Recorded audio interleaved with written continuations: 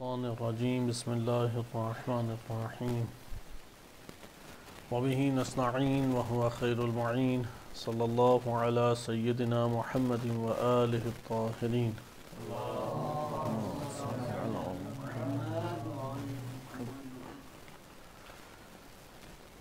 ہماری گفتگو سیاست امیر المومنین علیہ السلام از نہج البلاغہ کے متعلق چل رہی تھی۔ جنگ صفین کے موضوع کے اوپر ہم پہنچے تھے اور جنگ صفین پر داخل ہونے سے پہلے نہج البلاغہ سے وہ مکاتیب اور مکتوبات جو امام علی علیہ السلام نے معاویہ بن ابی سفیان کو لکھے اس کا ہم نے مطالعہ کیا کہ ان میں سے بعض جوابی مکتوبات تھے اور بعض کا پس منظر وارد نہیں ہوا۔ ان مکتوبات کے بعد ہم نے جنگ صفین کے آغاز سے پہلے ہر دو لشکروں میں جو اہم اور کلیدی شخصیات تھیں ان کے حوالے سے نہج البلاغہ کے دائرے میں رہتے ہوئے موضوع کو شروع کیا، اور عمرو بن عاص کی شخصیت کو ہم نے پہلے مطالعہ قرار دیا۔ عمرو بن عاص کے عنوان سے نہج البلاغہ میں امام علی علیہ السلام کا ایک خطبہ وارد ہوا ہے جسے خطبہ نمبر 82 سے تعبیر کیا جاتا ہے، کہ جس کے آغاز میں امام علی علیہ السلام فرماتے ہیں کہ عجباً لابن نابغہ، نابغہ کے بیٹے کے اوپر مجھے تعجب اور حیرت ہے۔ یزعم لأہل الشام ان فی دعابۃ وانی امرؤ تلعابۃ، کہ وہ میرے بارے میں اہل شام کے اندر یہ پروپیگنڈا کرتا ہے کہ مجھ میں مسخرہ پن پایا جاتا ہے اور کھیل و تفریح میں پڑا رہتا ہوں۔ تلعاب کہتے ہیں، تلعابۃ سے مراد ہے نہج البلاغہ میں امام کے کلمات ہیں، لعب یا لعبہ کہتے ہیں کھیل کود کو، تلعابہ اسی میں مبالغہ ہے، بہت زیادہ کثرت سے کھیل کود میں مشغول ہونے والا۔ دعابہ کہتے ہیں کہ ہنسی مذاق کر کے کسی کو ہنسانا، تو دعابہ اور تلعابہ کی نسبت امام کی طرف دی گئی ہے۔ پھر امام فرماتے ہیں کہ وعافس و امارس لقد قال باطلا، کہ اس نے باطل یہ کہا ہے، ونطق آثما، اور گناہگار یہ بول کر ہوا ہے۔ بہرحال یہ آپ نے کلمات اس جگہ پر ملاحظہ کیے۔ یہاں پہ اسی کی شرح میں جاتے ہوئے آج ہم امام علی علیہ السلام نے جو نسبت دی ہے ابن النابغہ، لابن النابغہ کے فرزند نابغہ، نابغہ کا بیٹا، اس کو انشاءاللہ تعالی آج تھوڑا سا ہم دیکھیں گے اور اسی تناظر میں عمرو بن عاص کی شخصیت کا جائزہ لیتے ہیں۔ اہل سنت کتب میں کثیر روایات عمرو بن عاص سے وارد نہیں ہوئیں، صحابی کا وہ درجہ دیتے ہیں، اور بزرگان اہل سنت بالخصوص جو اہل حدیث میں جیسے ابن قیم جوزیہ ہیں یا اس طرح سے دیگر بزرگان، وہ بھرپور طریقے سے دفاع کرتے ہیں، کیونکہ یہ وہ شخصیات ہیں کہ جن کا امام علی علیہ السلام سے شدید ٹکراؤ ہوا اور نبی صلی اللہ علیہ وسلم سے شدید دشمن یہ ساری عمر رہے ہیں۔ فتح مکہ کے سال یا اس سے کچھ ماہ پہلے یہ دائرہ اسلام میں داخل ہوئے، اور اگر ان کے دائرہ اسلام میں داخل ہونے کے داستان یا تفصیلات کو آپ معلوم کریں تو یہ آشکار ہو جاتا ہے کہ یہ مجبوراً دائرہ اسلام میں داخل ہوئے۔ تو بہرحال اس کے بعد پھر خلیفہ دوم کے دور میں 21 ہجری کو عمرو بن عاص نے اسکندریہ اور مصر کو فتح کیا، اور اس جگہ کا حاکم خلیفہ دوم نے انہی کو بنا دیا۔ خلیفہ سوم کا دور آیا تو خلیفہ سوم نے اپنے دور حکومت میں کچھ مدت تو عمرو بن عاص کو مصر کے اوپر حکومت دی اور حاکم رکھا، لیکن پھر ہٹا دیا اور عبداللہ ابن ابی سرح کو وہاں پہ حاکم بنا دیا، جس کی وجہ سے عبداللہ ابن خلیفہ سوم اور عمرو بن عاص میں شدید ٹکراؤ اور شدید تنازع پیدا ہو گیا۔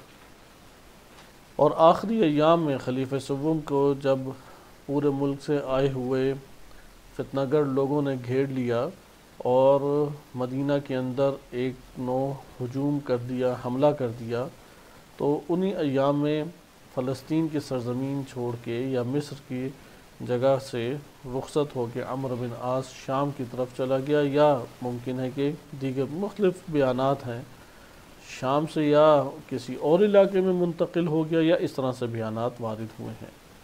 اور پھر معاویہ بن ابی سفیان نے امام علی علیہ السلام کے دور حکومت میں اپنے ساتھ ملایا اور ایک مکتوب لکھا جس کا ایک تذکرہ آپ گزشتہ درس میں پڑھ چکے ہیں۔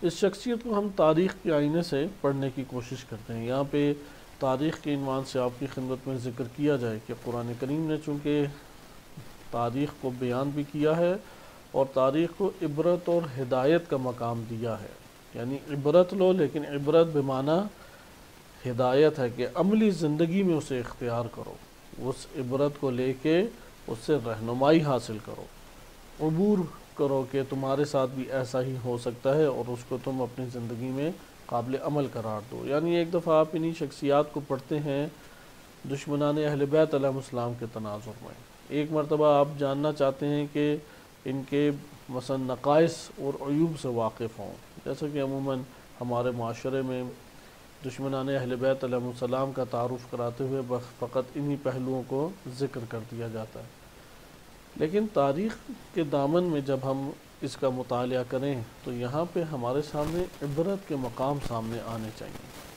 تاریخ کو آپ تین طرح سے مد نظر رکھ سکتے ہیں۔ ایک تو تاریخ ہے کہ نقلی تاریخ، منابع تاریخ سے آپ نے نقل قول کی حد تک تاریخ کو منتقل کر دیا، جیسا کہ حوادث کربلا عموماً اسی طرح سے بیان کیے جاتے ہیں، کربلا میں اس طرح ہوا، ویسے ہوا، فلاں ہوا، اور ماضی میں انجام دینے والا ایک بندہ تھا یا معین شخص اور ایک فرد تھا۔ یہ نقلی تاریخ کہلاتی ہے، اکثر بیشتر کتب عالم اسلام میں اسی طریقے سے لکھی گئی ہیں۔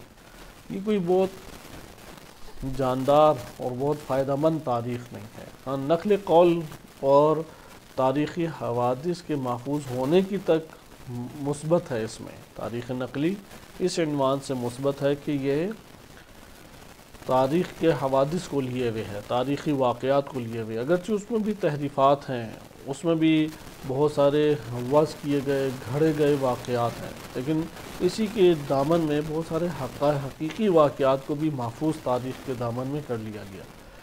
اس پہلو کے علاوہ کوئی اور اس کا خاص مثبت پہلو نہیں ہے، لہذا تاریخ کو پھر ہم آگے بڑھاتے ہیں اور ایک تاریخ علمی ہے۔ علمی تاریخ سے مراد یہ ہے کہ آپ قواعد اور قوانین کے ذریعے سے تاریخ میں پیش آنے والے حوادث اور واقعات کا تجزیہ تحلیل کریں۔ مثال کے طور پہ جنگ بدر میں مسلمانوں کو فتح حاصل ہوئی، جنگ احد میں لشکر اسلام کو سخت نقصان اٹھانا پڑا کہ اگر آپ شکست سے تعبیر نہ بھی کریں شدید نقصان اٹھانا پڑا، جس میں سب سے بڑا نقصان وہ نبی صلی اللہ علیہ وسلم کے عزیز ترین چچا اور عالم اسلام کا عظیم ترین سرمایہ جناب حمزہ علیہ السلام کی شہادت ہے، بہت بڑا نقصان تھا، جبکہ دونوں موقعیت اور وسائل کے اعتبار سے فرق بھی ہے۔ اب یہ دو واقعات تاریخ نے نقل کر کے دے دیے۔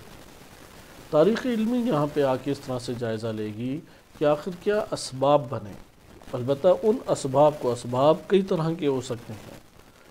آپ قبائلی اعتبار سے بعض چیزوں کو دیکھتے ہیں، بعض اوقات دنیاوی امور میں آپ وارد ہوتے ہیں اور دنیاوی جہت سے دیکھتے ہیں کہ اس طرح کا اسلحہ تھا، ایسی سرزمین تھی، لیکن ایک دفعہ آپ قوانین لے کے آتے ہیں، وہ قوانین کہ جو معاشروں کے اوپر حاکم رہے ہیں، یعنی معاشرے ان کی مخالفت ان قوانین کی نہیں کر سکتے، ان قوانین کے مجموعوں کو غور سے دیکھنا ضروری ہے، یعنی وہ قوانین جو ہر دور میں ایک فرد کے اوپر نہیں، انسانی معاشرے کے اوپر، سوسائٹی کے اوپر وہ حاکم رہے ہیں۔ یہ دو طرح کے قوانین ہیں ہمارے پاس۔ ایک قوانین ہے جسے آپ سوشیالوجی میں پڑھتے ہیں، جیسے نسب اور نسل کا ایک ملک میں بڑھنا، جیسا آج کل یہ تخمینے لگا کہ مختلف ممالک میں بیلنس کیا جاتا ہے آبادی کو، مثلا اگر بوڑھے زیادہ ہو گئے ہیں اور جوان طبقہ کم ہے اور بچے اس سے بھی کم ہیں، تو مستقبل جو ہے وہ انتہائی سخت حالات میں ملک جو ہے وہ یا وہ ریاست شکار ہو سکتی ہے، کیونکہ بوڑھے یا ریٹائر ہو جائیں گے یا ان کی وفات ہو جائے گی، اور پیچھے ان کی جگہ لینے والا عملہ نہیں ہے۔ اب ایسے حالات میں فوراً تو چٹکی بجاتے ساتھ ہی بچے پیدا نہیں ہو سکتے اور انہیں پکڑ کے بڑا نہیں کر سکتے، پلان کر سکتے ہیں۔ مثلا یہ کمپین چلائی جائے گی کہ بچے جو ہیں وہ جلد شادیاں کریں، بچے زیادہ کریں، اور اس طریقے سے مختلف طرح کی ہدایات کی جائیں گی، لیکن یہ آپ کو مستقبل میں فائدہ دے گی۔ اس ٹائم جو آبادی کا تناسب بیلنس کرنا وہ کیسے کریں گے؟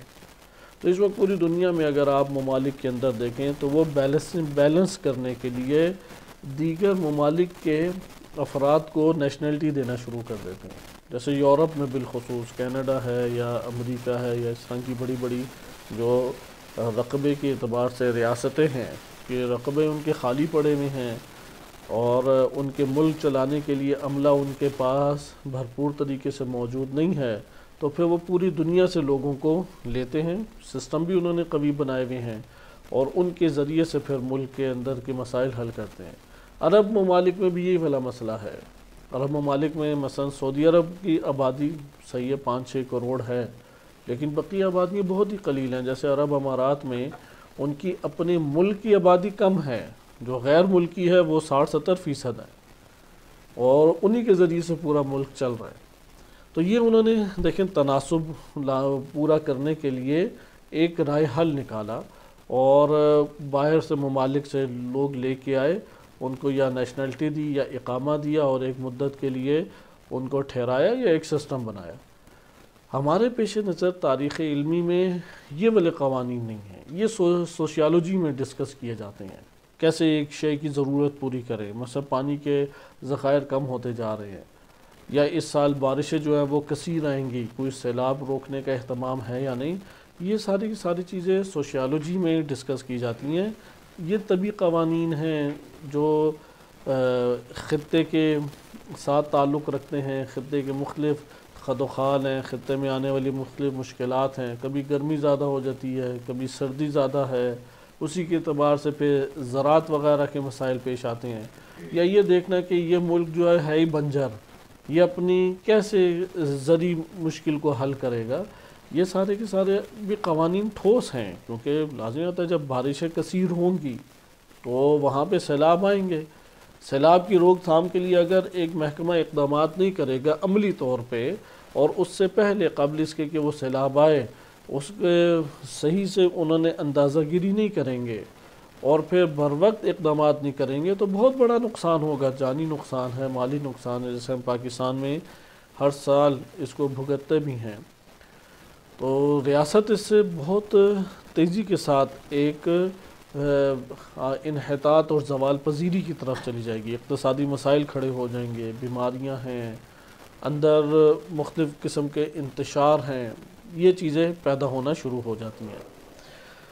لہذا اس کو بھی کنٹرول، اب یہاں پہ بھی آپ نے دیکھا ہے یہ طبی قوانین ہیں کہ ان قوانین کا تعلق بھی اسی طریقے سے موجود ہے، لیکن ہم جب تاریخ علمی کہتے ہیں تو یہ والے حاکم قوانین نہیں ہمارے پیش نظر، جو گرمی سردی کے ہیں، بارشیں ہیں، یا قحط سالی ہے، قحط زدگی ہے، یا مختلف امراض کا پھیل جانا ہے، یا آبادی کا تناسب کم ہو جانا یا زیادہ ہو جانا ہے، یہ والے قوانین ہمارے پیش نظر نہیں ہیں۔ یہ بھی حاکم ہوتے ہیں معاشرے کے اندر، تبھی معاشرہ اس سے متاثر ہوتا ہے۔ ہمارے پیش نظر کون سے قوانین ہیں؟ ہمارے پیش نظر وہ قوانین ہیں کہ جو معاشرے کے اوپر حاکم ہیں اور انسان کی سعادت یا انسان کی ہلاکت سے تعلق رکھتے ہیں، یعنی ایک معاشرے کی سعادت سے، ایک معاشرے کی نیک بختی سے، ایک معاشرے کے امن و امان سے تعلق رکھتے ہیں، یا ایک معاشرے کے انتشار، بگاڑ، فتنہ، فساد اور ہلاکت سے تعلق رکھتے ہیں۔ ہم ان قواعد کی بات کر رہے ہیں، لیکن تاریخ کے مطالعے کے بہت ذرائع ہیں، بہت پہلو ہیں، اس قدر پہلو ہیں کہ شاید ہی ہم تاریخ سے وسیع تر کسی علم کو قرار دے سکیں۔ مثلا ایٹم کی تاریخ، ایٹم کے اندر جو عناصر ہے اس کی تاریخ، جیسے پہلے بھی عرض کیا تھا کہ ہر مریض کی اس ٹائم تاریخ لکھی جاتی ہے، یہ جو ڈاکٹر حضرات ہیں، بلکہ یہ والی جابز بھی پاکستان میں آن لائن بہت سارے افراد کرتے ہی ہیں، کیونکہ جو بھی مریض آتا ہے اس کی اب ایک ہسٹری بنتی ہے، اس ہسٹری کی بنیاد پہ دوائیوں کا یا اس کی ہسٹری دیکھ کے مختلف طرح کی رہنمائی ڈاکٹر حضرات کرتے ہیں۔ لہٰذا اب ہمارے پاس بہت سارے پہلو ہیں، حتیٰ دینی دنیا میں آپ کے پاس نسب کیا ہے، نسب ایک تاریخچہ ہے کہ یہ نسل کیسے چلی، کس سے کیا تعلق تھا، ایک تاریخ کے دائرے میں آتا ہے۔ حتیٰ کہ علم رجال تاریخ کا ایک باب ہے جس میں راوی کی وثاقت اور غیر وثاقت کو آپ ملاحظہ کرتے ہیں، لیکن استفادہ آپ دیگر علوم میں کریں، یعنی تاریخ سے دیگر علوم آ کے استفادہ کرتے ہیں۔ ہم یہاں پہ جو استفادہ تاریخ کے عنوان سے کرنا چاہ رہے ہیں وہ معاشروں کے اندر ہونے والی تبدیلی ہے، معاشروں میں تبدیلی کے قوانین آپ کہہ سکتے ہیں۔ معاشروں میں تبدیلی کے قوانین کا جب مطالعہ کریں تو اس میں ہم دیکھیں گے کہ کون سے قوانین حاکم رہے ہیں۔ مثلا تبدیلی مثبت طور پہ کہ امن و امان آ جائے، امنیت آ جائے، عدل و انصاف آ جائے۔ ایک قوانین ہے کہ آپ نے اقدام ایک نوعیت کا کیا تو یہ قوانین حتماً جاری ہوں گے، اور دوسرا ہے ہلاکت کے قوانین، یعنی اقدام ہلاکت کا تھا تو حتماً یہ عذاب یا حتماً عقاب یا حتماً یہ سرزنش کے امور جو ہیں وہ جاری ہوں گے۔ ہمارے پیش نظر یہ والے جو پہلو ہے، یہ پہلو جسے آپ کہہ سکتے ہیں کہ تعلیمی اور تربیتی پہلو، یا جسے آپ کہہ سکتے ہیں کہ معاشروں کے اندر تغیر اور تبدل لانے والے پہلو، یہ پہلو ہمارے لیے پیش نظر ہے۔ بقیہ تو وإلا ہر علم اپنے طور پہ تاریخ سے ایک فائدہ اٹھا ہی رہا ہے، جیسے اصول فقہ اور علم فقہ میں یا علم حدیث میں علم رجال سے فائدہ اٹھایا جاتا ہے، تاریخ کے دامن میں آپ راوی کو مطالعہ کرتے ہیں۔ یا علم میڈیکل ہے، وہ تاریخ پڑھتی ہے ایک مریض کی، ایک بیمار کی، پیشنٹ کی، اور پھر اس کا حساب کتاب لگا کے ڈاکٹر رہنمائی کرتا ہے۔ یا اگر آپ ریسرچر کے طور پہ آ جائیں، ریسرچ کرتے ہوئے آپ ہسٹری پڑھتے ہیں کہ کس نے کیسے کام کیا، کہاں تک پہنچا، کیا خصوصیات ہیں۔ تاریخ سے ہر کوئی اپنے طور پہ ہر علم استفادہ کر رہا ہے، لیکن ہم یہاں پہ جب کہہ رہے ہیں تاریخ علمی تو اس سے ہماری کیا مراد ہے کہ معاشروں کے اوپر وہ حاکم قوانین جن کے تابع معاشرے چلتے ہیں، اور معاشرے امن و امان، سکون، برکت، سعادت یہ امور پھل کے طور پہ لیتے ہیں، یا پھل کے طور پہ انتشار ہے، فساد ہے، فتنہ ہے، ہلاکت ہے، عذاب ہے، اس کو دعوت دیتے ہیں اور اس کو نتیجے کے طور پہ لیتے ہیں۔ اور اس طرف یہ نقطہ ذہن نشین رہے کہ ہمارے پاس پہلا جو اس کا یہ دو مرحلے ہیں، پہلا مرحلہ ہمارے ہاتھ میں، دوسرا ہمارے ہاتھ سے باہر ہے۔ پہلی چیز کیا ہے، وہ ہمارے اختیار میں، اور دوسری اختیار سے باہر ہے۔ جو پہلی چیز ہمارے اختیار میں ہے وہ ہمارے فکر اور ہمارا عمل ہے۔ اقدام کرنا ہمارے ہاتھ میں ہے، لیکن نتیجہ وہ ہمارے ہاتھ سے اصلاً باہر ہے، وہ ان قوانین کے مطابق ہے۔ اللہ تعالیٰ نے ٹھوس قوانین بنا دیے، کسی قوم کے لیے یہ قوانین تبدیل نہیں ہوں گے۔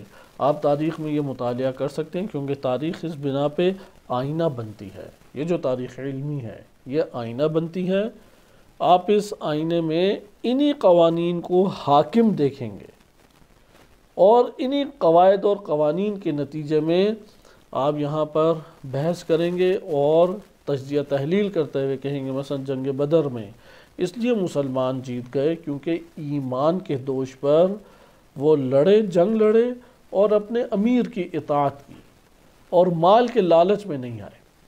مثلا یہ تین باتیں ابھی فی الحال لے لیں، ایمان کے ساتھ لڑے، صحیح ہے، حق پر تھے اور ایمان کے ساتھ لڑے۔ نمبر دو، امیر کی اطاعت کی۔ اطاعت بہت اہمیت کی حامل چیز ہے، بہت زیادہ۔ انتشار ایک جگہ پہ اختلاف رائے رکھ سکتے ہیں، لیکن اطاعت امیر کی کریں۔ مثلا میری رائے یہ تھی، فلاں کی رائے یہ تھی، فلاں کی رائے، ٹھیک ہے، رائے رکھ سکتا ہے، بیان بھی کر سکتا ہے، لیکن اپنی رائے کو دوسروں کے اوپر حاکم نہیں کر سکتا۔ حاکم کس کی رائے ہوگی؟ امیر کی رائے حاکم ہوگی، جسے آپ نے امیر قرار دیا، جسے آپ نے مدیر قرار دیا ہے، جس کو آپ نے اپنے لیے حاکم قرار دیا ہے، اس کے آپ بات کو، جسے رہبریت آپ نے دی ہے یا سپہ سالار ہے آپ کا، امیر کی اطاعت کا فلسفہ اہمیت کا حامل ہے۔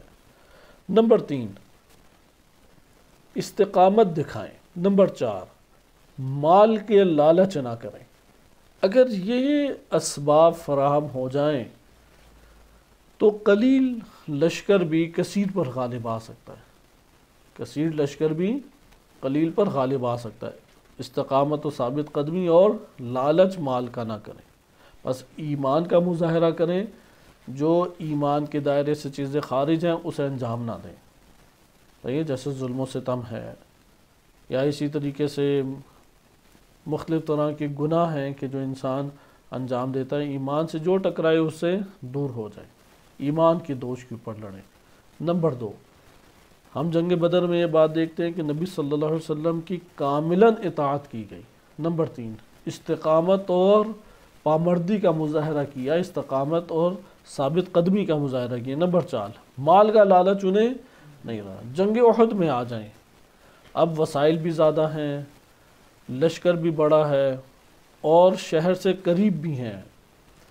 نبی اکرم صلی اللہ علیہ وسلم کی چونکہ اطاعت نہیں کی اور مال کے لالچ میں بعض افراد آ گئے، آپ دیکھیں کہ کثیر جیتی ہوئی جو جنگ تھی وہ نقصان میں مسلمانوں کے لیے بدل گئی۔ اب اس سے آپ نے یہ نتیجہ تجزیہ تحلیل کیا، یہ ثابت قوانین ہیں۔ یہ بدر اور احد میں جو فرق ہے وہ مفکرین کے لیے بڑا حیران کن تھا، اسی لیے یہ جو تاریخ علمی کی بات ہے یہ مفسرین نے آ کے مسلمانوں میں سب سے پہلے کھولی۔ اگر تاریخ میں یہ والی بات بھی پڑھتے ہیں کہ ایک جگہ مثلا 10 لاکھ کی آبادی ہوتی نہیں تھی تو ایک بندے نے 10 لاکھ بندے کیسے مار دیے، یہ والے بھی وہ قواعد ہیں جو اس کے دوران ہم استعمال کریں گے کہ دائرے بشریت میں بات آنے والی ہو، امکان کے دائرے میں آنے والی بات ہو، یہ حوادث جن کا آپ مشاہدہ کریں۔ اچھا، اب تاریخ علمی میں ایک نقص آپ ملاحظہ کرتے ہیں، وہ نقص کیا ہے؟ وہ یہ ہے کہ اس میں بھی آپ سے ماضی کی حد تک سب چیزوں کو رکھ دیتے ہیں، حال میں کیا استفادہ کر رہے ہیں۔ مثلا ابھی ہم یہ جنگ صفین پڑھیں گے، ہم نے کیا استفادہ کیا اس جنگ صفین سے، ایک کہانی کی مانند ہو جائے گی، تجزیہ تحلیل کیا اور اسباب بھی جان لیا۔ اب ہماری اپنی وہی روٹین لائف، وہی ہمارے طرز زندگی پرانی، اور اسی طریقے سے سوچ بچار کرنا، اسی طریقے سے معاشرے کو دیکھ کے اقدامات کرنا، کوئی فائدہ ہم نے نہیں اٹھایا۔ یہاں پہ شہید مطہر رحمۃ اللہ علیہ اور ان سے پہلے بھی یہ موضوع مطرح تھا، کیونکہ غرب نے اس موضوع کو بڑا سنجیدہ طور پہ لیا اور فلسفہ تاریخ کے عنوان سے کئی نظریات انہوں نے پیش کیے، کئی کتابیں انہوں نے لکھی، اور انہوں نے ہسٹری کو یہ جو پاسٹ کی بجائے پریزنٹ میں، حال میں اس سے انہوں نے استفادہ کیا ہے۔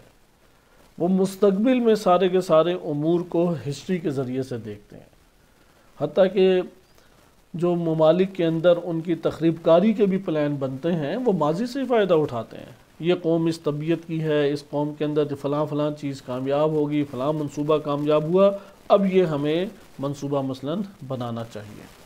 لہذا آپ نے اس جگہ پر ملاحظہ کیا کہ تاریخ ہمارے پاس تیسرے مرحلے میں داخل ہونی چاہیے۔ پہلے دونوں مرحلوں میں صرف ماضی کا آئینہ دار ہے، صرف ماضی کو ملاحظہ کر رہے ہیں، صرف آپ ماضی کو ملاحظہ کر رہے ہیں، آپ کیا اس سے اخذ کر رہے ہیں؟ ٹھیک ہے، ہم بہت زیادہ ہوا تو یہ کہیں گے کہ ماضی میں یہ شخصیات تھی، بڑی شجاعت تھی، بہادر تھی، فضائل پڑھ دیں گے، بعض کے رذائل بیان کر دیں گے۔ آیا صرف فضائل اور رذائل کی حد تک، یا بہت ہوا تو بعض چیزوں پہ تعجب کریں گے، جیسے چنگیز خان اٹھا اور کہاں سے ایک انتہائی سخت حالات میں زندگی بسر کرنے والے خطے سے اٹھ کے اس نے آدھی دنیا پہ قبضہ کر لیا، تعجب اور چیز ہے۔ ہلاکو خان اور اس کے جو واقعات ہیں کہ ادھر کیسے مسلمان کی اور پھر شیعہ سنی بعض واقعات، صرف تاریخ ایک پھر تعجب، حیرت اور ایک ذہنی لذت کا باعث بن جائے گی، اس سے زیادہ کوئی نہیں۔ جیسے بادشاہ حضرات ہمیشہ ایک قصہ گو کو ساتھ رکھتے تھے، امیر طبقہ ہوتا ہے نا کہ نعمات کا استعمال کر کر کے نیند ہی نہیں آتی انہیں، کیونکہ ہر چیز کا ان کا پیٹ بھرا ہوا ہے، تو اب نیند کا مزید پیٹ کیسے بھریں؟ تو نیند کا پیٹ بھرنے کے لیے انہوں نے ایک قصہ گو رکھا ہوتا تھا، وہ واقعات داستانیں سناتا تھا، سنتے سنتے بادشاہ صاحب سو جاتے تھے۔ تو تاریخ بھی اسی طریقے سے ہے کہ قصہ گو کے مانند ہمیں لگے گی، جیسے نہیں بچوں کو کہانیاں سناتے ہوئے والدین سلاتے، تو یہ جو طبقہ جن کا فقط بدن نشو و نما پاتا ہے، روح چھوٹی سی اندر سے رہ جاتی ہے، صرف لذات کے پیچھے بھاگتے ہیں، شہوات کے پیچھے بھاگتے ہیں، وہ اندر سے چھوٹے بچے ہی ہوتے ہیں. اس لیے لوریوں میں اور قصہ گوئی میں، داستانوں میں وہ آرام سے پھر لمبی نیندیں سوتے ہیں اور انہیں جلد خواب کی دنیا میں یہ قصے پہنچا دیتے ہیں. تاریخ اس کے علاوہ پھر ہمارے لیے کچھ بھی نہیں رہ جاتی. جیسے بھی آپ دیکھیں انبیاء علیہ السلام کی تاریخ جگانے کے لیے سنائی جاتی ہے یا سلانے کے لیے؟ کیا ہمارے معاشرے میں رائج ہے؟ یعنی قرآن کریم نے انبیاء علیہ السلام کی داستانوں کو اس لیے رکھا کہ سلانے کے لیے استعمال کریں بچوں کو. وہ حضرت نوح علیہ السلام تھے، اب وہ بچے کے ذہن میں اتنا پرانا دور آتا ہے کہ وہ اس دور کو سوچتے ہوئے سو جاتا ہے، اگلا جملہ ہی نہیں اس کو کان میں پڑتا کہ وہ نوح علیہ السلام تھے. تو لہٰذا تاریخ اس عنوان سے نہیں ہے کہ ہم جنگ صفین، جنگ جمل، یہ شخصیات جیسے ابھی آپ کی خدمت میں پڑھی جا رہی ہیں، اسے صرف ماضی کے حدود میں مقید کر دیں. کسی صورت میں ماضی کی حدود میں مقید اسے نہیں رہنا چاہیے. اس کو ماضی کے دلدل سے اور ماضی کے قبرستان سے نکال کے حاضر میں زندہ کرنا چاہیے ہمیں. لیکن یقیناً وہ ایک معین شخصیت تو نہیں زندہ ہو سکتی. صحیح ہے، ہر شخص کا اپنا ایک وجود ہے، ہر واقعہ اپنے حالات کے مطابق ہوا، جس میں خاص طرز کا ایک وقت تھا، موسم تھا، زمان تھا، جگہ تھی، وہ تو نہیں تکرار ہو سکتی اپنی جگہ پر. صحیح، پھر کیسے ہم اس سے استفادہ کریں؟ یہاں پہ کہتے ہیں کہ تاریخ کو علمی بنائیں، یعنی اس کے اوپر آپ کلی قواعد جاری کر کے ایک کلی نوعیت کے، جامع نوعیت کے بعض نتائج حاصل کریں، بعض اسباب ایجاد کریں، بعض قوانین کو سامنے لے کے آئیں. آپ جب اسے قانون کی حیثیت میں سامنے استنباط کریں گے یا قانون کی حیثیت میں استخراج کریں گے تو یہ ہر زمانے میں پھر قابل تطبیق ہے، قابل استعمال ہے، ہر زمانے میں وہ جاری ہو سکتے ہیں. اس لیے نقلی قواعد، واقعات ہیں کربلا کے، واقعات ہیں نبی صلی اللہ علیہ وسلم کی سیرت طیبہ کے، واقعات ہیں انہی جنگوں کے، اس سے پہلے انبیاء علیہ السلام کی تاریخ میں آپ چلے جائیں. لیکن آپ تاریخ پڑھتے ہوئے قواعد کو استخراج کرنا چاہیں. مثلا اطاعت امیر کی اطاعت کا ایک قاعدہ آپ نے استنباط کے استخراج کیا. پھر آپ تاریخ کے آئینے میں اس کو دیکھیں، کیونکہ ایسا نہیں ہے کہ میں نے ایک اپنے گمان کے مطابق ایک بات لے لی اور پھر میں کہوں یہی بس ٹھیک ہے. نہیں، تاریخ کے آئینے میں آپ واقعات در واقعات میں دیکھیں آیا اطاعت امیر چاہے وہ مسلم ہو یا غیر مسلم، جہاں اطاعت امیر ہے وہاں کامیابی ہے یا نہیں، اور جس جگہ پر بھی تخلف کیا، خلاف ورزی کی امیر کی اطاعت کی، خلاف ورزی چھوٹی ہو بڑی ہو، اس کا خمیازہ بھگتنا پڑا ہے، اس کا نقصان اٹھانا پڑا ہے. آپ یہ قاعدہ بڑے کانفیڈنس اور خود اعتمادی کے ساتھ بتا سکتے ہیں. اس کے لیے کوئی بہت عمیق حوزہ علمیہ کی تعلیم نہیں چاہیے، اس کے لیے غور و فکر چاہیے تاریخ کے واقعات میں.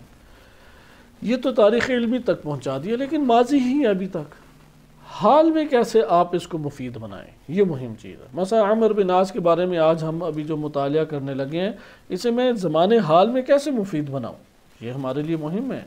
یہی وہ پہلو ہے کہ جس کی بنیاد پہ ہمارے اسلامی مفکرین جیسے شہید مطہر رحمۃ اللہ علیہ ہیں، یا اسی طریقے سے فلسفہ تاریخ کے جو اساتذہ ہیں حوزہ علمیہ کے، استاد مہدی طائب حافظہ اللہ تعالی، وہ امیر مختار کی شخصیت کا جائزہ لیتے ہیں. وَإِلَّا امیر مختار کی شخصیت کا صرف نقلی جائزہ لینا تو کوئی ہمارے لیے فائدہ مند نہیں ہے. ہاں ایک شخصیت تھی، اس کے نیک اعمال اس کے ہمراہ تھے. اس سے پہلے اگر کچھ مشکوک اس کا کردار رہا ہے، اس کا جبران جو ہے وہ مستقل، اس نے اختتام کے اوپر جو ایک بڑا کارنامہ انجام دیا اس شخصیت نے کہ امام حسین علیہ السلام کے قاتلین کو واصل جہنم کیا، اور امام معصوم علیہ السلام کے دعاؤں کو اپنے لیے مستجاب اس نے کیا، جیسا کہ بعض احادیث میں بھی وارد ہوا ہے کہ شفاعت امام حسین علیہ السلام سے نجات مختار ثقفی کو نصیب ہوئی. یا امام معصوم علیہ السلام نے اس کے لیے احترام اور دعا کا اظہار کیا. یقیناً یہ جو نتیجہ اور اختتام ہے یہ خوش آئند ہے. تو اگر ہم صرف تاریخ نقلی کے عنوان سے امیر مختار کی شخصیت کا مطالعہ کریں تو ہم کہیں گے ہاں وہ جو شخصیت قبیلہ ثقیف سے تعلق رکھتی تھی اور یہ اعمال انجام دے کے اس دنیا سے چلی گئی، وہ اللہ تعالیٰ کی بارگاہ میں انشاءاللہ بخشش کے ساتھ ہے۔ اہل بیت علیہ السلام کی محبت اس کے دل میں تھی، امام حسین علیہ السلام کے ذریعے سے اسے نجات اللہ تعالیٰ نے عنایت فرمائی۔ یہ تاریخ نقلی کا دائرہ آ گیا۔ تاریخ علمی میں لے کے آئیں۔ تاریخ علمی میں جب آپ دیکھیں گے تو وہاں پہ آپ اب حوادث کا ملاحظہ کریں گے کہ ایک شجاع شخصیت، ایک بہادر شخصیت اوج جوانی کے اوپر موجود ہے، لیکن وہ ان محاذوں کے اوپر موجود نہیں ہے کہ جو ائمہ اہل بیت علیہ السلام لڑ رہے ہیں۔ اس کی کیا وجوہات ہیں؟ اس کے بعد دیگر محاذ آتے ہیں، وہاں پر ایک شخصیت موجود نہیں ہے۔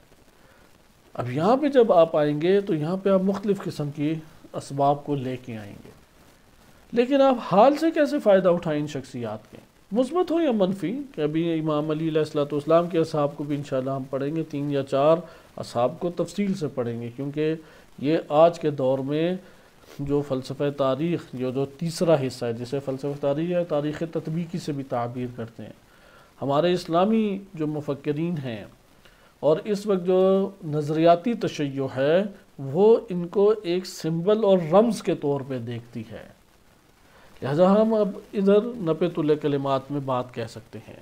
تاریخی واقعات کے ذریعے سے اور تاریخ میں جو بڑی شخصیات گزری ہیں اور جنہوں نے کارنامے انجام دیے ہیں ان کو تاریخی نقلی سے نکال کے کردار کے دائرے میں لایا جائے، کردار کے قالب میں انہیں ڈھالا جائے، اور کردار کے قالب میں ڈھال کے عصر حاضر میں اس سے استفادہ کیا جائے۔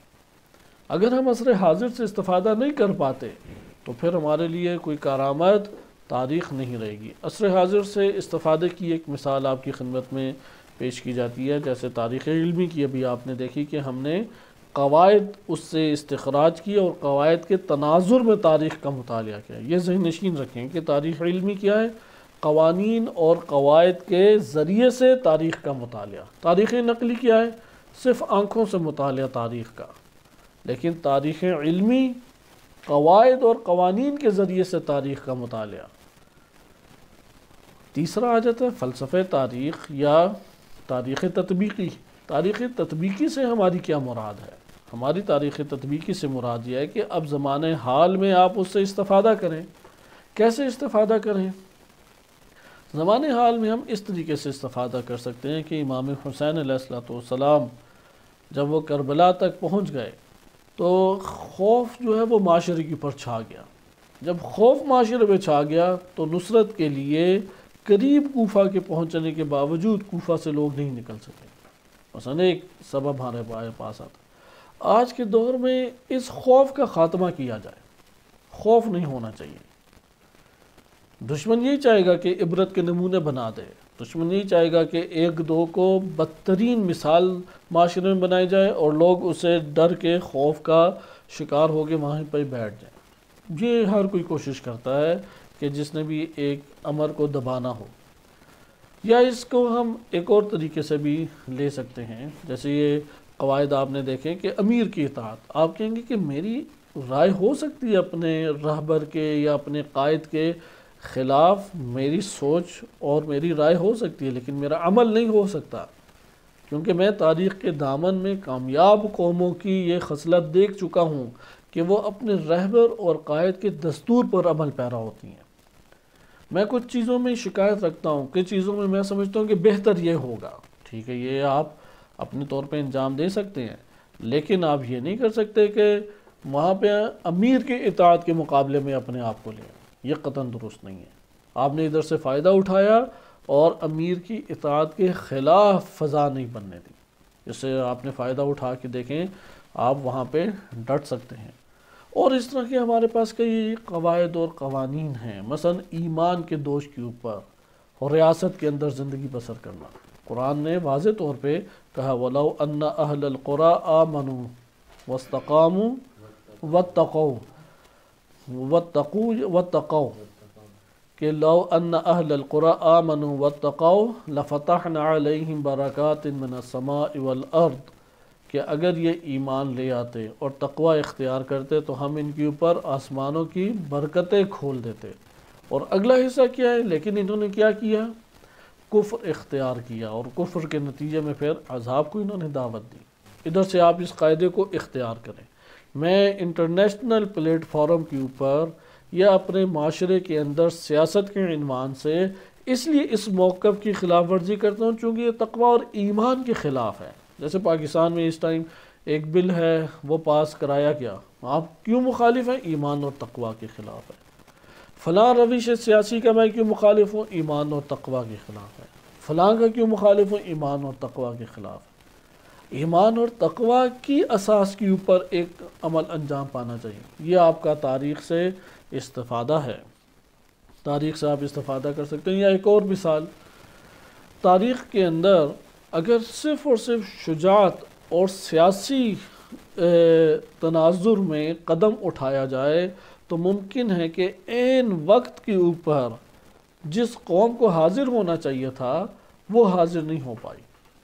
لیکن اگر وہ اپنی فداکاری، اپنے ایثار اور قربانی اور امام معصوم کی اطاعت کے اوپر قدم اٹھاتے تو آج نقشہ ہی کچھ اور ہوتا۔ مثال کے طور پہ توابین کو آپ لے لیں، سلیمان بن سرد خزائی رضی اللہ عنہ، ان کی 7 نکلے افراد اور شہادت کا پکا عزم کر کے وہ نکلے، لیکن نکلنے کا وقت وہ دیکھیں کہ اس وقت کو گزار چکا ہے۔ اب آپ یہاں سے ایک قاعدہ اٹھا سکتے ہیں، اگر ایک چیز کی مہلت اور وقت گزر جائے اور گزرنے کے بعد آپ قدم اٹھاتے ہیں، وہ آپ کو نتیجہ نہیں دے گی، لہذا بلا وجہ اب اپنے آپ کو خطرات کے حوالے نہ کرو۔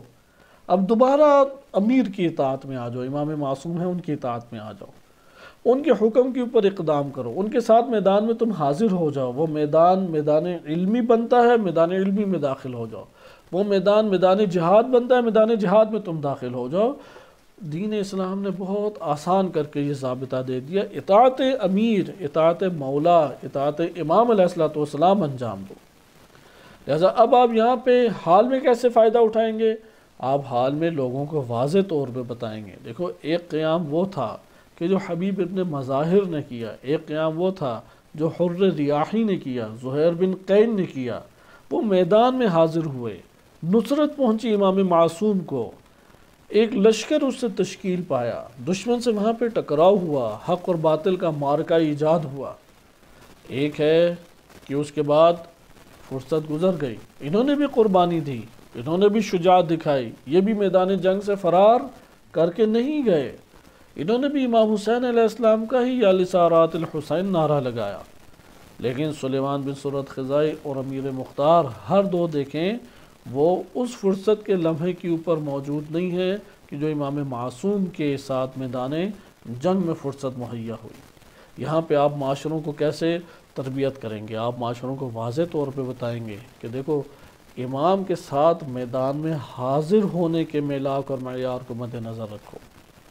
اگر فرصت گزر گئی تو اب اپنے اندر جو انگیزہ ابھار رہے ہو تو یہاں پہ تمہیں کوئی بڑا نتیجہ حاصل نہیں ہوگا۔ یہی 6-7 ہزار افراد اگر پہلے مہیا ہو جاتے تو لشکر یزید میں 10,000 سے 30,000 کے درمیان ٹوٹل لشکر تھا، اور یہاں پہ غلبہ پانے کے جو ہے وہ توقع بڑھ جاتی، احتمال بڑھ جاتا، یا یقینی طور پہ غلبہ حاصل ہو جاتا۔ یہاں پہ اب آپ معاشروں کو پھر کس سے متاثر کریں گے؟ بجائے اس کے کہ سلیمان بن سرد خزائی، بجائے اس کے کہ امیر مختار، آپ کہیں گے دیکھو، حر کو مد نظر رکھو، حبیب کو مد نظر رکھو۔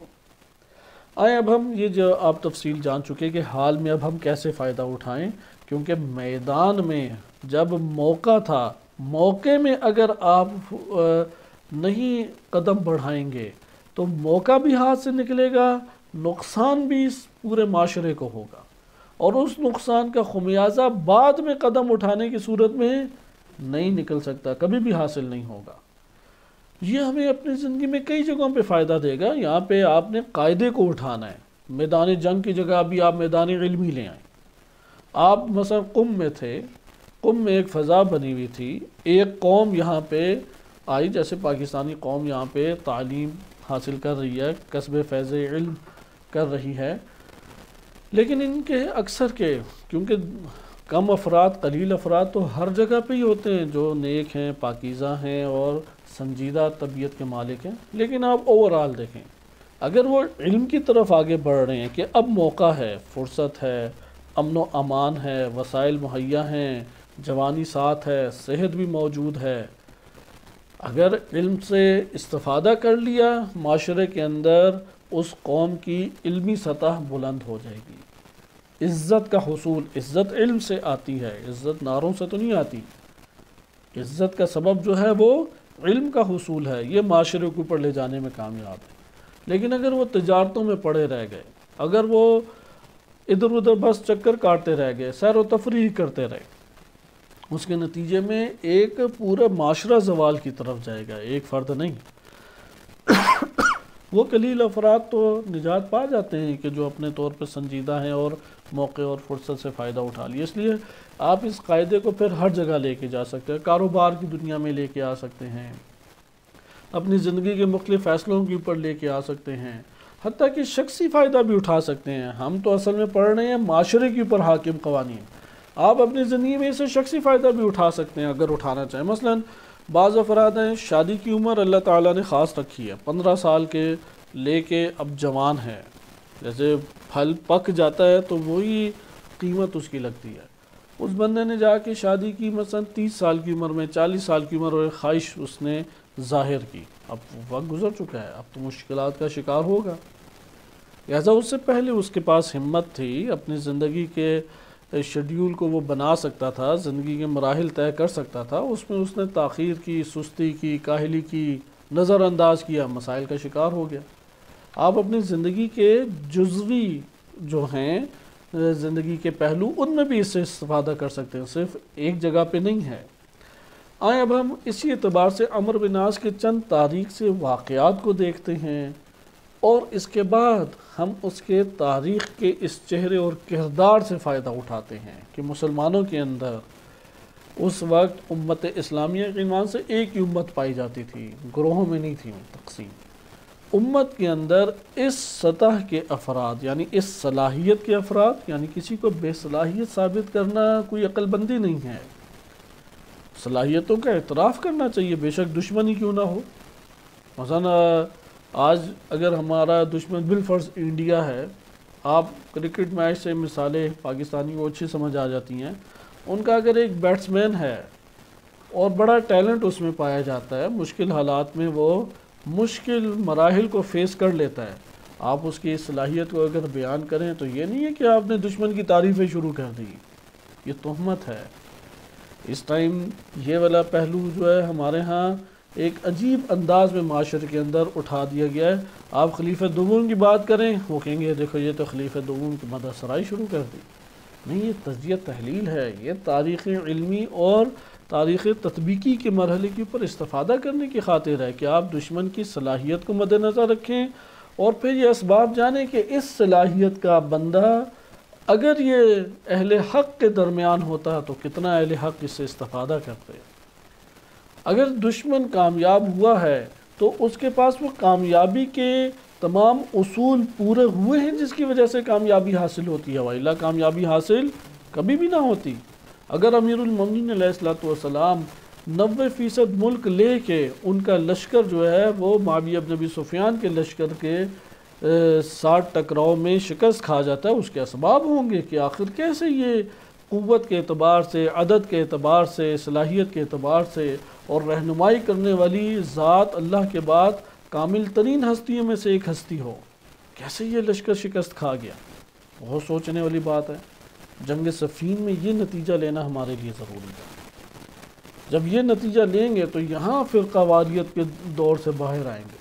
اگرچہ تاریخ علم کلام کی روشنی میں جدلی انداز میں بھی مطالعہ کی جاتی ہے کہ تاریخ میں ہم نے کیا پڑھنا ہے، صرف بعض کے فضائل اور بعض کے عیوب لے کے آنے ہیں اور تجزیہ تحلیل کر کے ان عیوب کو ثابت کرنا ہے۔ اسے کہتے ہیں کلامی تاریخ کا مطالعہ، کلامی انداز۔ بعض ہمارے بزرگان نے اس طور پہ بڑی کتابیں لکھی ہیں، جیسے مرتضیٰ عسکری رحمۃ اللہ علیہ معروف شخصیت ہیں، اردو میں کئی کتابیں ترجمہ ہو چکی ہیں، وہ قائل اسی تاریخ کے تھے۔ آج بھی ہمارے ایران نجف کے اکثر جو تاریخ کو لکھنے والے ہیں وہ اسی اعتبار سے تاریخ لکھنے والے ہیں۔ جیسے ایک بڑی شخصیت، معروف شخصیت ہے، متنازع اس عنوان سے شخصیت ہے کہ انہوں نے بعض ایسی چیزیں اہل سنت کے خلاف لکھی کہ شاید ایک فتنے کا وہ باعث بن جائے، کہ معروف شخصی نجاح تاج کے نام سے انہوں نے تاریخ کا فقط اسی پہلو سے مطالعہ کیا، کلامی، جدلی، مناظرانہ تاریخی مطالعہ کر کے ایک موسوعہ انہوں نے لکھا، اور اس موسوعے کے نتیجے میں بہت ساری باتیں اور تجزیہ تحلیل انہوں نے پیش کیا۔ عمرو بن عاص کے نسب کو پہلے ہم مطالعہ کرتے ہیں۔ عمرو بن عاص کا تعلق کس سے تھا اور کہاں سے عمرو بن عاص کی شخصیت ہمارے سامنے آتی ہے؟ کیونکہ اگر نبی صلی اللہ علیہ وسلم کی ہستی اور شخصیت کو آپ مطالعہ کریں تو کئی ایسے افراد ہیں کہ جنہوں نے نبی اکرم صلی اللہ علیہ وسلم کو انتہائی شدید طور پہ تنگ کیا، اذیت دی۔ ان میں عاص بن وائل، جو عمرو بن عاص کا، عمرو کا باپ یعنی عاص بن وائل، انتہائی بدترین پسترین شخصیت تھی۔ نبی اکرم صلی اللہ علیہ وسلم کو بہت اس نے اذیت دی، بہت زیادہ۔ آپ یہ کہہ سکتے ہیں کہ عرب کے مکہ کے اندر بعض بڑے بڑے بدماش ٹائپ افراد تھے، خوب جسے کہتے ہیں نا سردار تھے لیکن گنڈا ٹائپ سردار۔ یعنی ایک تو ان کا ہیکل بہت بڑا تھا کہ کوئی سامنے آتے ہوئے ہی ڈرتا تھا، اور جرائم ان کے بہت بڑے بڑے تھے کہ کوئی اپنے پورے کے پورے دستے کے ساتھ بھی لڑنے سے کتراتا تھا ان افراد سے۔ آج بھی ایسے کئی افراد ہیں، بدماش ہوتے ہیں، لمبے چوڑے، ہاں ان کا قد کاٹ خوب بڑا ہوتا ہے، اور اتنے خطرناک انہوں نے جرائم انجام دیے ہوتے ہیں کہ بندہ سن کے ہی کانپتا ہے۔ تو ان میں ایک شخصیت جو ہے عاص بن وائل کی بھی ہے، عاص بن وائل بن ہشام، قریش سے تعلق ہے اس کا۔ عاص کے جو دوست احباب تھے، دوست احباب سے پتہ لگ جاتا ہے کہ عاص بن وائل کی شخصیت کیسی تھی۔ مثلا ابو سفیان طراز اول کے دوستی تھی، ولید بن مغیرہ، ان افراد کے اوپر لعنت روایات میں کی گئی ہے، اور نبی اکرم صلی اللہ علیہ وسلم کو بہت ان افراد نے ستایا ہے۔ عاص بن وائل وہ شخصیت ہے کہ جب نبی اکرم صلی اللہ علیہ وسلم کے فرزند عبداللہ، اور بعض جگہوں پہ ہے کہ ابراہیم، ان کا انتقال ہوا تو اس ٹائم پہ اس نے ابتر ہونے کا طعنہ نبی اکرم صلی اللہ علیہ وسلم کو دیا، اور اسی پھر شان نزول کے طور پہ یہ بیان کیا جاتا ہے سورہ کوثر نازل ہوئی۔ یہ عاص بن وائل تھا۔ عاص بن وائل نبی اکرم صلی اللہ علیہ وسلم کے اوپر خوب لعنتیں بھیجا کرتا تھا۔ اس نے ایک اشعار کا قصیدہ بنایا تھا، اور 70 اس میں مصرے تھے، تو نبی اکرم صلی اللہ علیہ وسلم کا اس میں انتہائی تمسخر اڑایا گیا، اور اس میں جو اشعار کے بند تھے وہ نبی اکرم صلی اللہ علیہ وسلم کو شاعر قرار دینے کے عنوان سے تھے۔ تو اہل سنت شیعہ کتب میں وارد ہوا ہے، تاریخی کتب میں، کہ حضرت صلی اللہ علیہ وسلم نے اللہ کی بارگاہ میں دعا کی کہ پروردگار اس کے ہر مصرے کے مقابلے میں اس کے اوپر تو لعنت فرما، انی لست بشاعرن، کہ میں شاعر نہیں ہوں۔ بعض جگہوں پہ عمرو بن عاص کی طرف یہ نسبت ہے، جو عاص بن وائل کی طرف اشعار کی نسبت ہے، بعض کتب میں عمرو بن عاص کی طرف نسبت ہے۔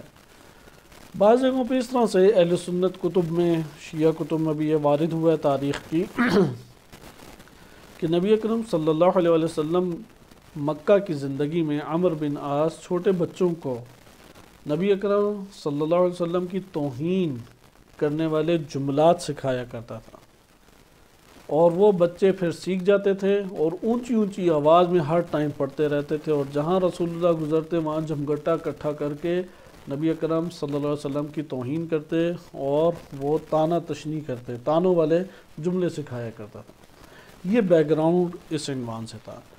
عاص بن وائل کی بڑی بدترین موت ہوئی، بڑی بدترین۔ نبی اکرم صلی اللہ علیہ وسلم نے جب پہلے ہجرت کی، تو ہجرت کا جو پہلا سال تھا اس سال جنگ بدر سے پہلے ہی، وائلا یہ جنگوں کے بندے تھے، جنگی بندے تھے، جنگوں میں آ کے خوب لڑائیاں کیا کرتے تھے.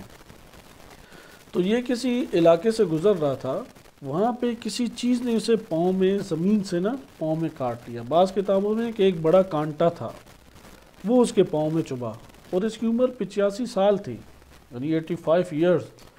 85 سال میں یہ بڑی بڑی لڑائیاں کر لیا کرتا تھا، بڑے بڑے سفر کر لیا کرتا تھا. ان کے کھانے پینے ہی بڑے لمبے چوڑے قسم کے ہوتے تھے. تو یہ جا رہا تھا ایک علاقے سے اپنے آل اولاد کے ساتھ ہی، تو وہاں پہ اس کے پاؤں کو کسی چیز نے یا کاٹ لیا، اور بعض جگہوں پہ شو کا کلمہ آیا ہے کہ یعنی ایک سخت کانٹا تھا، صحرائی کانٹے بہت سخت ہوتے ہیں، وہ اس کے پاؤں میں چبھ گیا، گہرائی کی صورت میں چبھ گیا. اس سے پھر عفونت ہو گئی، یعنی وہ پھیلنے لگا اور اونٹ کی گردن جتنی اس کی ٹانگ ہو گئی، اور تڑپ تڑپ کے مرا. یہ کوئی 6-7 بندے تھے جو نبی اکرم صلی اللہ علیہ وسلم کی بہت توہین کیا کرتے تھے. ولید بن مغیرہ ان میں سے ہے، ان میں سے عاص بن وائل ہے، اور اس طرح کی دیگر شخصیات. سب کی بھیانک ترین موت ہوئی، انتہائی بھیانک. کتب میں باقاعدہ ان کا عنوان درج ہے تاریخی اور انصاب کی کتب میں کہ وہ افراد جو رسول صلی اللہ علیہ وسلم کا تمسخر اڑایا کرتے تھے، یہ عنوان باندھ کے پھر ان کے نام اور ان کی موت کا حال ذکر کیا گیا. یہ تو عاص بن وائل کا تذکرہ ہو گیا. جہاں تک عمرو بن عاص کا تعلق ہے، عمرو بن عاص ہمیشہ مسلمانوں کے ساتھ شدید جنگ کے عالم میں رہا. جب حبشہ کی طرف مسلمانوں نے ہجرت کی تو اس وقت عمرو بن عاص تھا کہ جس کو قریش نے اپنا نمائندہ بنا کر بھیجا. البتہ ہم اس سے پہلے اس کے، کیونکہ امام علی علیہ السلام نے نابغہ کا، لبن نابغہ ذکر کیا ہے، ہم اسی عنوان سے ہم پڑھ لیتے ہیں. میں آپ کے سامنے ایک کتاب ہے، المعارف اہل سنت کی معروف کتاب ہے، اور یہ 276 ہجری میں ابو محمد عبداللہ بن مسلم قطیبہ دینوری گزرے ہیں، بہت بڑی شخصیت گزری ہے. اس نے اپنی کتاب المعارف میں یہ درج کی ہے، اور یہی بات پھر الاستیعاب میں ابن عبد البر نے بھی ذکر کی ہے. کیونکہ اگر میں ڈائریکٹ بہار الانوار کہہ دوں تو یہاں پہ کہیں کہ یہ تو فرقہ واریت میں آ گئے. بہار میں بھی ادھر سے ہی لیا ہے، علامہ مجلسی رحمۃ اللہ علیہ نے بہار الانوار میں المعارف اور الاستیعاب سے ہی اسے نقل بھی کیا، جو میں آپ کے سامنے بیان کرنا چاہ رہا ہوں کہ امام نے فرمایا عجبا لابن نابغہ، ابن نابغہ کے اوپر مجھے حیرت ہے. یہ کون ہے ابن نابغہ؟ یعنی نابغہ کسے کہتے ہیں؟ فارسی میں تو نابغہ کہتے ہیں ذہین فتین انسان کو، صحیح؟ ادھر نابغہ سے مراد کیا ہے؟ المعارف میں عمرو بن عاص کے حالات زندگی میں ابن قتیبہ ذکر کرتے ہیں. یہ 276 ہجری غیبت صغرا کی یہ شخصیت ہے، قدیمی کتابوں میں سے لکھا ہے. عمر بن عاص بن وائل بن ہشام بن ہاشم لکھا ہے، لیکن ہشام ہے صحیح، بن سعید بن سہم بن حسیس ابن کعب بن لوئی بن غالب، وہی پورا قریش کا جو آگے پھر سلسلہ ہے. وکان ابوہ العاص، عمر کا باپ کون تھا؟ عاص. من المستہزئین، نبی صلی اللہ علیہ وسلم کے اوپر استہزاء، تمسخر اڑانے والا تھا. وفیہ نزلت ان شانیک هو الابتر، اس کے بارے میں یہ آیت نازل ہوئی. ابتر لیس لہ ولد، ابتر کون سا ہوتا ہے؟ جس کی الذی لیس لہ ولد، جس کی اولاد نہ ہو. فاراد انہ ینقطع ذکرہ، ادھر آیت سے مراد کیا ہے کہ اس کا ذکر ختم ہو جائے گا، نبی اکرم صلی اللہ علیہ وسلم کا ذکر رہ جائے. کیونکہ تانا اس نے اسی لیے دیا تھا اب محمد صلی اللہ علیہ وسلم کا نام لینے والا کون ہوگا؟ اولاد تو چلی گئی، باپ اور اجداد کو تو اولادیں زندہ رکھتی ہیں. کیونکہ عرب دنیا میں یہ رواج تھا کہ وہ اپنے آباء و اجداد کے پھر گیت گاتے رہتے تھے، تمہارا دادا ایسا تھا، تمہارا پردادا ایسا تھا، اس نے تو اتنی جنگیں لڑی، اس کی شجاعت ایسی تھی، سخاوت ایسی تھی. اس لیے روز جمعہ اس کی مخالفت دین اسلام میں آئی ہے کہ یہ قصے کہانیاں مت سناؤ. اور رات کے ٹائم پہ یا شام کے ٹائم پہ بیٹھ جاتے تھے، ایک آگ جلاتے تھے، اس کے اوپر لکڑی رکھ کے دیگچی رکھ دیتے تھے جس سے وہ قہوہ اور چائے بنتی تھی. تو جو بوڑھا ہوتا تھا وہ پھر اس قبیلے کی تاریخ اور انہیں پرانے قصے سنایا کرتا تھا. یہ بھی ایک دنیا میں قصے کہانیوں میں پھر کھو جاتے تھے. تو یہ صورت تھی. اس لیے جب اولاد نہ رہی نبی صلی اللہ علیہ وسلم کی تو تانا دیا. تو یہاں پہ مراد ابتر سے یہ ہے کہ اس کا ذکر ختم ہو جائے گا. یعنی تین ہمارے پاس تو یا احتمالات آتے ہیں، یا نسل نہیں چلے گی، نمبر دو ذکر نہیں رہے گا، اور ایک تفسیر قمی میں ہے ایمان سے ابتر ہے، ایمان نہیں رہے گا. اور عمرو بن عاص کو بھی اس میں تفسیر قمی کی روایت کے مطابق شامل کیا گیا. پھر یہاں پہ ذکر کیا ہے وَأُمَّهُ نَابِغَةٌ، عمرو کی ماں کون تھی؟ نابغہ، من عنزہ، عنزہ سے تعلق رکھتی تھی. اور اتنا سا تذکرہ ہے، بعض نے سلمہ بھی نام اس کا تجویز کیا ہے. آئیں اب ہم استیعاب سے پڑھتے ہیں، جو عبد البر کی کتاب استیعاب ہے اس میں کس طریقے سے ذکر کیا. یا پہلے ہم زمخشری کی کتاب ربیع الابرار و نصوص الاخیار، زمخشری نے جو نقل کیا وہ میں آپ کی خدمت میں پڑھ دیتا ہوں، اس کے بعد استیعاب سے دیکھتے ہیں. یا زمخشری کے بیان کے اوپر ہی ہم اکتفا کرتے ہیں، بقیہ کو آگے لے کے چلتے ہیں. زمخشری کا یہ حوالہ کافی ہوگا. کانت النابغہ ام عمرو بن عاص امۃ رجل من عنزہ، عنزہ قبیلے کی ایک شخص کی یہ کنیز تھی. نابغہ جو عمرو کی ماں ہے یہ کنیز تھی. فصبیت، اسے قید کر لیا گیا. قید یعنی عرب لوگ جب دوسرے قبیلوں کے اوپر حملہ کرتے تھے تو خواتین کو پکڑ کے لے آتے تھے. اس لیے بہت سارے عرب قبائل میں ایسا بھی واقعات دیکھنے کو ملتے تھے، متعدد ایسے واقعات دیکھنے کو ملتے تھے کہ بعض افراد اپنی بیٹیوں کو دفنا اس لیے دیتے تھے، زندہ یا مار دیتے تھے کہ کہیں کوئی قبیلہ حملہ کرے تو اس بیٹی کو لے کے نہ چلا جائے اور بعد میں ساری عمر ہمیں ذلت کے تانے دیتا رہے کہ تمہاری تو ناموس ہمارے پاس ہے. یہ ناموس کے جو ہیں طور طریقے آج بھی علاقائی جگہوں پہ قائم ہیں. تو عرب قبیلوں میں یہ ہوتا تھا، باہمی لڑائیاں جب ہوتی تھیں دو قبیلوں کی، تو جو قبیلہ غالب آتا تھا وہ خواتین اور مال لوٹ کے لے جاتا. چھوٹی بچی گود میں اسے بھی لے جاتے تھے، بڑا کر کے پھر اسے کنیز بنا لیتے تھے. تو یہ بھی پھر اس طرح سے کنیز بنی. فاشتراہ عبداللہ بن جدعان، اس کو عبداللہ بن جدعان نے خرید لیا. فکانت بغیہ، بد کردار تھی یعنی زانیہ تھی، نابغہ زانیہ تھی. ثم عتقت، پھر آزاد کر دی گئی. اچھا اب جب یہ آزاد کی گئی، اب آزادی کے حالات سنیں. ووقع علیہ ابو لہب، جناب عبد المطلب کے بیٹے یعنی مشرکین کا سب سے بڑا رئیس ابو لہب، اس نے سب سے پہلے قربت اختیار کی. وأمیہ بن خلف، پھر امیہ نے اختیار کی. وہشام بن مغیرہ، پھر ہشام بن مغیرہ نے. پھر ابو سفیان بن حرب، اور پانچواں عاص بن وائل. فی طہر واحد، ایک ہی طہر میں، یعنی ایک ہی اگلے ایام آنے سے پہلے یعنی 20 دن کے اندر ان 5 بڑے بڑے بدماشوں کے ساتھ نزدیکی اختیار کی. یہ سارے سردار تھے. جیسے آج کے دور میں سیاست دانوں کے لیے کوئی مشکل چیز ہے کہ زنا اور شراب تو کوئی مسئلہ ہی نہیں ہے.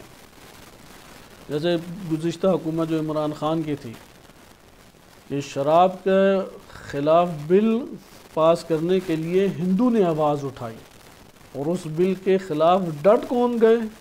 وہ یہ تحریک انصاف یا پی ٹی آئی، اس کے سارے وزراء جو ہیں وہ ڈٹ گئے کہ یہ بل پاس ہم نہیں ہونے دیں گے. کیونکہ ہر دور میں یہی بدماش لوگ جو ظاہراً رئیس ہوتے ہیں قوموں کے اور بڑے امیر کبیر شریف ظاہراً دکھائی دینے والے ہوتے ہیں، لیکن اندر سے انتہائی سیاہ ہوتے ہیں. تو ان کا کردار بھی اسی طریقے سے تھا. یہ چونکہ زانیہ تھی، اس سے ایک ہی طہر میں 5 افراد نے جب زنا کیا، فولدت عمرہ، تو اس صورت میں اس نے عمرو کو جنا. فدعاہ کلہم، سب نے کہا کہ یہ ہمارا بیٹا ہے. فحکمت فیہ امہ، تو ماں نے جو ہے نا وہ فیصلہ کیا. فقالت هو للعاص، یہ عاص بن وائل کا بیٹا ہے. لأن العاص، پوچھا بکیا نے کہ کیوں آخر، کیونکہ دیکھنے میں تو شبیہ ابو سفیان کی، کان اشبہ بابی سفیان، تو ابو سفیان کے زیادہ قریب ہے، یعنی دیکھنے میں لگتا ہے ابو سفیان سے خد و خال ملتا ہے. کیونکہ اس وقت یہی ہوتا تھا کہ جس کے خد و خال دکھائی دے رہے ہوں، قیافہ شناس ہوتے تھے ادھر، وہ قیافہ دیکھ کے نا اس کے بتا دیتے تھے یہ اس کا بیٹا ہے، تو وہ پھر اسے اپنا بیٹا بنا لیا کرتا تھا. تو یہاں پہ اس نے کہا کہ ماں نے کہا کہ یہ عاص کا بیٹا ہے. تو پوچھا کسی نے کہ ابو سفیان تو زیادہ بڑا سردار ہے اور زیادہ شرف بھی رکھتا ہے، یعنی اس ٹائم مالدار ہونے کی وجہ سے یہ طبقہ جو بنو امیہ ہے یہ زیادہ باشرف شمار ہوتا تھا، تو کہا یہ زیادہ باشرف ہے۔ تو اس نے جواب دیا کہ میری بیٹیاں بھی ہیں، بیٹیاں بھی اسی طرح سے کام انجام دیا کرتی تھیں، تو کہا میرے اور میری بیٹیوں کو یہ بہت زیادہ نان نفقہ دیتا ہے، خوب پیسہ دیتا ہے عاص بن وائل، اور ابو سفیان بہت بخیل ہے، کچھ بھی ہم پہ خرچ نہیں کرتا، تو میرے بیٹے کے اوپر اس نے کیا خرچ کرنا ہے، اس لیے کہا کہ یہ عاص بن وائل کا ہے، اور اس بنیاد پہ یہ نسبت جو ہے وہ عاص بن وائل کی طرف چلی گئی۔ اچھا، یہ تو ہمارے پاس ابن النابغہ کے عنوان سے تھا، کیونکہ ائمہ اہل بیت علیہ السلام کی روایات میں بعض شخصیات کو خصوصی طور پہ اسی عنوان سے ابھارا گیا تاکہ ان کا چہرہ تاریخ میں سامنے آئے، تاریخ میں، یعنی یہ لوگ یہ نئی حیثیت رکھتے تھے کہ معاشرے میں باعزت ہو جاتے تھے۔ ادھر ایک ہمارے لیے اہم، ہم اگر تاریخ تطبیقی کے عنوان سے بھی استفادہ کریں تو ایک قاعدہ ہمارے سامنے آتا ہے، اگر کوئی اپنے حسب نسب کے اعتبار سے، اپنے کردار کے اعتبار سے انتہائی پست ہو، تو معاشرے کے اندر اگر ایمان اور تقوی کے معیارات کو آپ نظر انداز کر دیں تو یہی معاشرے کے افراد کے جو کسی صورت میں بھی عزت کے ان معیارات کے اوپر نہیں اترتے تھے، آپ کے اوپر آ کے حاکم ہو جائیں گے۔ اس لیے تعجب نہیں کرنا چاہیے کہ اس طرح کے افراد آ کے حاکم ہو جائیں۔ ابن نابغہ جیسے ابن زرقہ، مروان کو ابن زرقہ کے نام سے پکارتے تھے، زیاد بن ابی کہ جس کے باپ کا ہی نہیں پتہ تھا، سمیہ اس کی ماں تھی، اس کے حالات آپ پہلے پڑھ چکے ہیں، تو یہ وہ افراد تھے۔ اچھا، اب ایک اور جو چیز ہے واقعہ کہ عمرو بن عاص کی اسلام دشمنی نبی صلی اللہ علیہ وسلم کے حوالے سے آپ سن چکے ہیں۔ دوسرا نقطہ کہ حبشہ میں جب مسلمان منتقل ہوئے، قریش نے اسی کو نمائندہ بنا کے بھیجا، کیوں؟ کیونکہ یہ اس عنوان سے زیرک شمار ہوتا تھا، شروع سے ہی زیرک شمار ہوتا تھا، خلیفہ دوم سے چند سال یا عمر میں کچھ بڑا تھا، عمرو بن عاص چند سال یا کچھ بڑا تھا عمر میں خلیفہ دوم سے، کیونکہ خود بیان کرتا ہے کہ مجھے یاد ہے کہ میں خلیفہ دوم کی پیدائش ہوئی تو مجھے اس کا ذہن میں یاد ہے، اس کا یہ مطلب ہے کہ خلیفہ دوم سے 2-3 سال یا 4 سال ممکن ہے کہ یہ بڑا ہو، لیکن شروع سے یہ زیرک تھا، ذہین تھا، اور امور کو بڑی تیزی سے سمجھ لیتا تھا۔ ہوتے ہیں نا، سیاست جو چل رہی ہوتی ہے، منصوبے جو اگلا بنا رہا ہے، آپ سے جو باتوں میں یا الجھا کے بعض امور میں فائدہ اٹھانا چاہ رہا ہے، یہ سمجھ لیا کرتا تھا۔ تو قریش نے اس کو بھیجا کہ نجاشی سے بات چیت کرے، نجاشی سے بات چیت کی تو وہ جناب جعفر طیار رضی اللہ عنہ کا پھر ایک خوبصورت خطبہ جس کی وجہ سے نجاشی منقلب ہو گیا۔ حبشہ میں یہ 6-7 سال رہے، آپ کو شاید معلوم ہو کہ نبی اکرم صلی اللہ علیہ وسلم ہجرت کر کے مدینہ آ گئے، اور وہ مسلمان حبشہ ہی میں رہے، اور انہوں نے نجاشی نے ان کو وہاں پہ مقیم رکھا، یہاں تک کہ جناب جعفر طیار بھی 7 سال کے بعد واپس آئے۔ 7 سال کے بعد جب واپس آئے تو مسلمانوں نے اعتراضات کیے کہ ہم جنگیں لڑتے رہے ہیں اور یہ تو آرام سے حبشہ میں عیاشی کرتے رہے ہیں، بڑے رنجیدہ ہوئے، اور تب نبی اکرم صلی اللہ علیہ وسلم نے ان کے فضائل بیان کیے جناب جعفر طیار کے۔ 7 ہجری کے قریب اہل سنت کتب میں جو صحابہ کے فضائل کے اوپر کتابیں بالخصوص لکھی ہیں، عمرو بن عاص کے اسلام لانے کا طولانی واقعہ لکھا ہے کہ جو میں آپ کی خدمت میں نہیں پڑھتا، صرف اشارہ کر دیتا ہوں کہ 7ویں-8ویں ہجری میں کہ صلح حدیبیہ کے بعد یا صلح حدیبیہ سے پہلے عمرو بن عاص دوبارہ گیا نجاشی کے پاس، اور بڑا ایک اچھا تحفہ لے کے گیا جو اسے بہت پسند تھا، وہ اس کو دیا اور کہا کہ مسلمانوں کو اس حوالے سے ہمارے حوالے کر دو۔ تو اس کے ہاتھ میں کوئی ڈنڈا تھا، اس نے زور سے عمرو بن عاص کی ناک پہ مارا اور خون کا فوارہ سا جاری ہو گیا، اور کپڑے بھی اس کے رنگین ہو گئے خون سے۔ تو اس نے وہاں پہ اب کہہ تو کچھ نہیں سکتا تھا، ورنہ وہ حبشی ایسے تھے کہ اگلی وار نیزوں کا ہوتا اور مار دیتے اسے۔ لہٰذا عمرو بن عاص نے اسی جگہ پہ کہا کہ میں معذرت خواہ ہوں، مجھے پتہ ہوتا کہ آپ اتنے غضبناک ہو جائیں گے، میں آپ سے یہ سوال ہی نہ کرتا، لیکن وہاں پہ یہ سوچنے میں مجبور ہو گیا کہ اگر بادشاہ اتنے سال گزرنے کے باوجود اتنی تقویت کے ساتھ نبی صلی اللہ علیہ وسلم کا ساتھ دے رہا ہے، اور حالات پلٹتے چلے جا رہے ہیں اور لوگ نبی صلی اللہ علیہ وسلم کی نبوت کے دائرے میں داخل ہوتے چلے جا رہے ہیں، تو کل کا مستقبل رسول اللہ کا ہی ہے۔ اس لیے وہاں سے اب شک کے عالم میں آیا، اور آ کے پھر اس نے اپنے قبیلے والوں سے جو اس کے ماتحت ہوتے تھے ان سے ڈسکس کیا اور کہا میری رائے یہ ہے کہ ہم رسول صلی اللہ علیہ وسلم کے ساتھ مل جائیں۔ لہٰذا صلح حدیبیہ میں اس نے شرکت نہیں کی، مشرکین کے ساتھ نہیں کیا، جدا رہا۔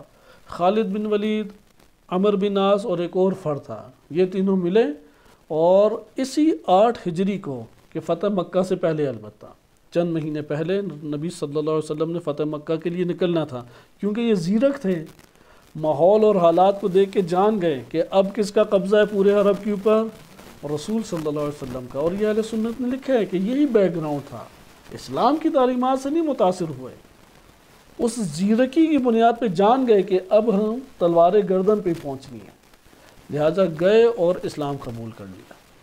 اور اس طرح سے فتح مکہ سے 2-3 مہینے پہلے 8 ہجری کو یہ مسلمان ہوئے۔ نبی صلی اللہ علیہ وسلم نے چند جنگوں میں اسے بھیجا، اس کے جو صلاحیت سے استفادہ کر سکتے تھے کرنے کی کوشش کی۔ خلیفہ اول کا دور اسی طرح گزرا، خلیفہ دوم کے دور میں خلیفہ دوم نے اس کو آگے کیا اور اس کو معاشرے میں بااثر کیا، پورے لشکر کا ہیڈ بنایا، لیڈر بنایا۔ مصر کو اس نے فتح کیا کیونکہ جنگی بندے تھے، یہ سارے تدبیر جنگی خوب جانتے تھے، سیاست کو خوب جانتے تھے۔ مصر کے اوپر حاکم بھی خلیفہ دوم نے اسی کو قرار دے دیا۔ پھر خلیفہ سوم آیا، انہوں نے خلیفہ سوم نے حضرت عثمان نے اس کو ایک مدت رکھا، پھر ہٹا دیا کہ جو آپ جانتے ہیں، یہاں تک کہ امام علی علیہ السلام کا دور آ گیا۔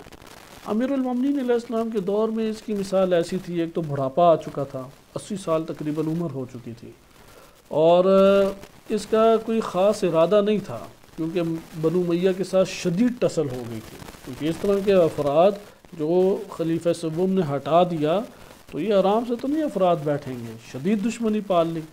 لیکن معاویہ نے جب پیشکش کی مصر کی تو وہی جو آپ نے بچوں کا واقعہ سنا، اور اس واقعے میں آپ نے دیکھا کہ انتخاب کیا دنیا کا، اور اس کے نتیجے میں عمر بن عاص نے پھر معاویہ بن ابی سفیان کا ساتھ دیا اور تمام صلاحیت کے ساتھ ساتھ دیا۔ آپ یہ دیکھیں کہ 80 سال کی عمر میں جنگیں لڑنے کے لیے نکل آئے ہیں یہ افراد، بھرپور طریقے سے جنگیں لڑی انہوں نے، یہاں تک کہ امام علی علیہ السلام کی شہادت سے 1 سال پہلے 39 ہجری کو جب مصر دشمنوں نے فتح کر لیا محمد بن ابی بکر رضی اللہ عنہ کی شہادت کے بعد، تو معاویہ نے اپنے وعدے کے مطابق مصر کا حاکم عمر بن عاص کو بنا دیا۔ لیکن کتنی مدت عمر بن عاص رہا؟ صرف 3 سال۔ 39 ہجری کو امیر بنا مصر کا، 42 یا 44 43 ہجری کو وفات کے حالات تاریخ میں آئے اور وہ دلچسپ ہیں، وہ اس کے کلمات، وہ موت کو بھگانا چاہتا تھا، بار بار روتا رہتا تھا عمر بن عاص، کیا میں زندگی میں کر بیٹھا ہوں اپنے فیصلہ۔ پھر بتایا کہ میں نے آخرت کے اوپر دنیا کو ترجیح دی۔ بچے اسے سمجھاتے آپ صحابی بھی رہے ہیں، آپ فلاں بھی رہے ہیں۔ تو یہ انشاءاللہ پہلو اب ہم اگلے درس میں پڑھیں گے، اور اگلے درس میں معاویہ بن ابی سفیان کو ڈسکس کریں گے، کیونکہ اختتامی حصہ ہے عمر بن عاص کا کہ عمر بن عاص کے وفات کے وقت جملات نمبر 1، اور نمبر 2 ہماری احادیث میں بھی وارد ہوا ہے، اہل سنت احادیث میں بھی، لیکن ہمارے ہاں تھوڑا طولانی طور پہ آیا کہ وہ حدیثیں جو امام علی علیہ السلام کے مقابلے میں عمر بن عاص نے گھڑی، لیکن چونکہ اہل سنت صحابی مانتے ہیں اور عدالت صحابہ کا ضابطہ جاری کرتے ہیں، وہ ان حدیثوں کو حقیقی حدیثیں قرار دیتے ہیں۔ مثلا نبی ذات السلاسل ایک جنگ تھی، اس سے واپسی پہ نبی صلی اللہ علیہ وسلم سے عمر بن عاص نے پوچھا آپ کو سب سے محبوب کون ہے؟ تو رسول اللہ نے کہا عائشہ، کہا اس کے بعد، کہا کہ اس کا باپ ابو بکر، کہا اس کے بعد، کہا عمر بن خطاب، پھر ابو عبیدہ بن جراح۔ اہل سنت اس حدیث کو بہت بیان کرتے ہیں اور پھر اس کی صحت کی طرف آتے ہیں، صحیح سند ہے، جبکہ اہل شیعہ اسی بات کے اوپر آتے ہیں کہ یہ خود امام علی علیہ السلام کے کلمات ہیں کہ یہ میرے خلاف اس نے حدیثیں گھڑی ہیں۔ تو ان 2 پہلوؤں کا انشاءاللہ اگلے درس میں جائزہ لیں گے۔ صلی اللہ علیہ سیدنا محمد وآلہ الطاہرین۔